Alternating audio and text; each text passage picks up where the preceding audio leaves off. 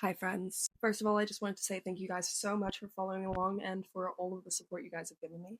I am very excited to share this journey with you. But before I start talking about any big concepts on this channel, whether that be consciousness, psychology, biology, the universe, I want to give you guys something way more important. Not what to think, but how to think. Critical thinking is intellectual self-defense. It protects you from manipulation, clickbait, and even your own brain. Because as we know, the brain does not seek truth, it seeks comfort. In 1974, psychologists Daniel Kahneman and Amos Tversky found that we rely on these mental shortcuts called heuristics, which basically means that we don't think logically, we think conveniently, which is why TikTok and other social media algorithms don't actually tell us what's true. They tell us whatever keeps us scrolling. So if we're going to explore the big ideas together, we're going to need a framework, a filter, if you will. So welcome to the 3 pillars of critical thinking. The first one is falsifiability. If a claim can't be proven wrong, it cannot be scientifically proven right. Number 2, cognitive biases. Now, Kahneman and Tversky both proposed that your brain is constantly filtering reality without your consent. And it does this through things like confirmation bias, which is where we're looking for information that proves what we already believe,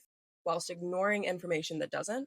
And the Dunning-Kruger effect, which states that the less you know, the more confident you think you are. Now, the physicist Richard Feynman said, the first principle is you must not fool yourself, and you are the easiest person to fool. Now, number 3, motive check. Now, humans have actually evolved something called epistemic vigilance, which is the instinct to evaluate whether we can trust what someone is saying. So before you blindly trust anything anyone says, ask yourself, who benefits from me believing this? For example, brands benefit from your purchases and politicians benefit from your fear. And once you start looking for motives, things get a lot clearer. Now, this can be a really hard thing to be practicing on the daily, especially with the amount of media that is constantly being thrown at us. So it's okay to have a bit of grace with yourself, but it's still highly important to be evaluating any scientific claims anybody is making. Because critical thinking isn't about never being wrong, it's about updating what's right. Now, some of the ways that I like to do this are playing the devil's advocate with myself, asking myself what evidence I would need in order to change my mind, and allowing the phrase, I don't know yet, because the reality is nobody knows everything about everything.